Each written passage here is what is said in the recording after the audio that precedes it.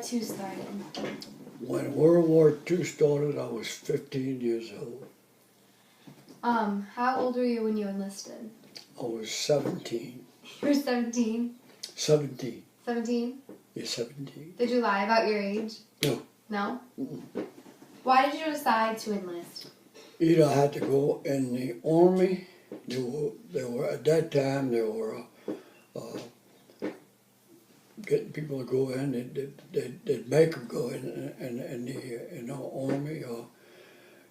You had your choice to pick any other branch of the service, so I enlisted, so I didn't want to get drafted.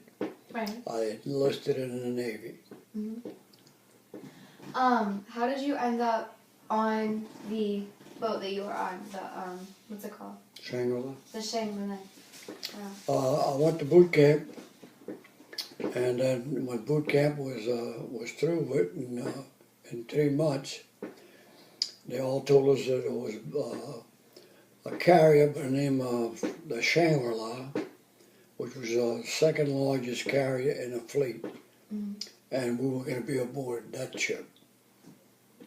So we stayed there one day on the ship, and then we took off and went into the South Pacific. We were going to Pearl Harbor first, and then from there they were assigning us to go to another place. What did you do on the Shangri-La? What was your job? When I first got there, I wanted to be a gunner's mate, and then I was in a class while I was going to Pearl Harbor on the ship, and I was taking some lessons on how to run the guns and what have you. And a fellow came and asked who was Calvin Callis. I said, well, I don't know a Calvin Callis, I know a Calvin Calais. He said, well, I'm gonna call you whatever I want to call you. I said, okay. So he says, I'm here to tell you that the captain wants to talk to you. I said, did I do anything wrong? He said, not that I know of. Basically, he didn't tell me what it was for. So we went to see the captain, and the captain told me that I'd be working for him in his office. And I then answered a question. I asked him if I could ask him a question. He said, yes, you can. He says, what do you want to tell me? I said, well, I really want to be a gunner's mate. He said, I told you already, you're not going to be a gunner's mate. You're going to come to work for me. So, okay. I said, could you tell me why? He said, well, he says, we'll look through all the records of the guys coming on the ship, and you're the only guy that can type, and you're the only guy that can take shorthand. And I said, therefore, you're going to be working for me. I said, okay.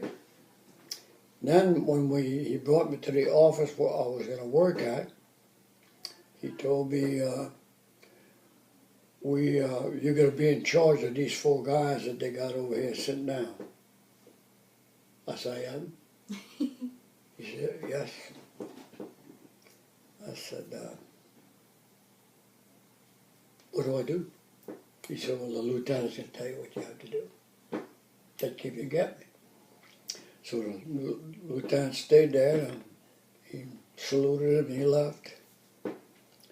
And I said, Lieutenant, what's the deal over here?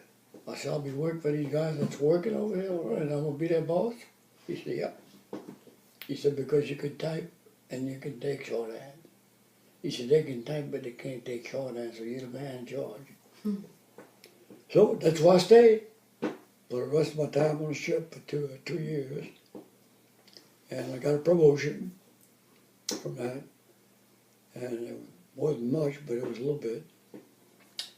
And then we went to different islands. We were in the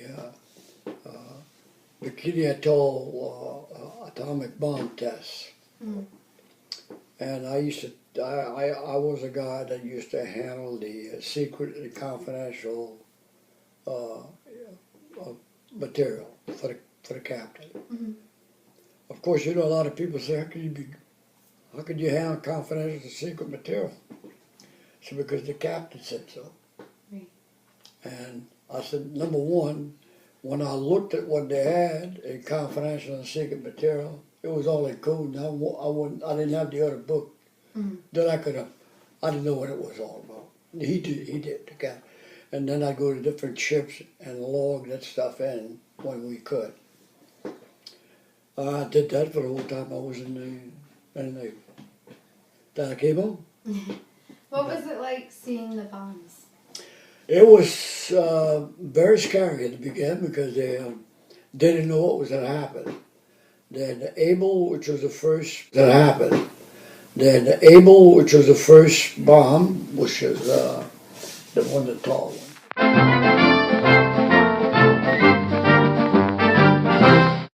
That one there, that was the Able bomb test.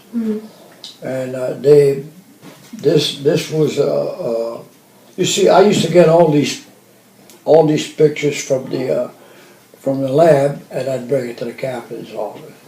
So I made some copies of it, which I probably wasn't supposed to do, but anyway, I wanted to bring them home. Yeah. And that was the Baker test. This was there was only two of them. This was in the beginning, like a big mushroom over here. Yeah.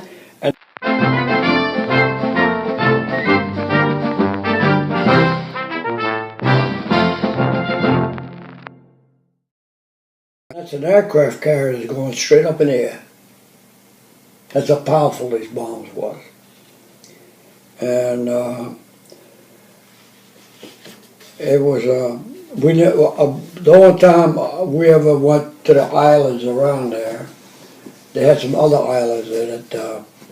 Roy and was the only one that would let us go on because they had a lot of equipment for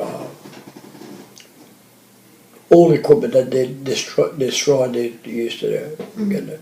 But in these ships that they had all the way around here, you see, they had a lot of small ships and they had some big ones too. But when they took this picture, it didn't come out that way.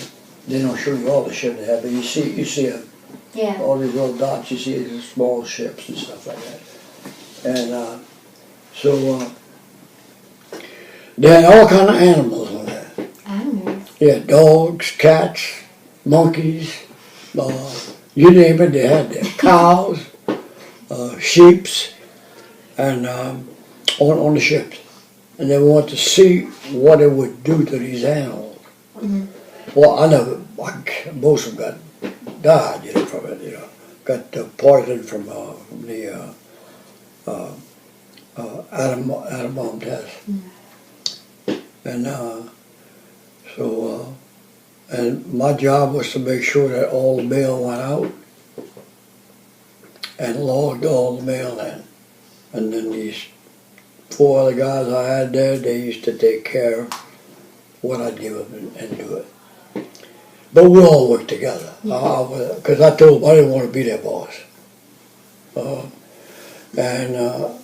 This is what I found out, by the way, that when I was going to school in Cutoff, I worked in I went to school in a very small school. My brother wanted me to come to him at Sioux City, Iowa, come live over there with him and his wife, and I decided it was too cool. I went back home. And then I went to work for an oil company, which I traveled all over the southeastern part of the United States. I stayed there for 2 years. I went to work for the telephone company. Best thing I ever did. And I worked there for 35 years. And in 1983, I retired. Yeah. When you look back to my schooling, what I did, everything felt myself. I wasn't as stupid as I thought I was. Yeah. Everything I did in school was right. And the most two important thing I thought was not any good was the best I got. Yeah. The typing and shorthand. All because you knew how to type. Yeah, can you believe that? That's crazy. It's hard to believe. They let them out to go swimming and and drink beer. They'd give everybody so many beers to drink. I believe it was 6 beers apiece, and they'd let you there for about 2 or 3 hours, and they'd pick you up and bring you back in. These supplies like parts for your type. See, we didn't have electric typewriters in those days. Everything was Underwood or Royal.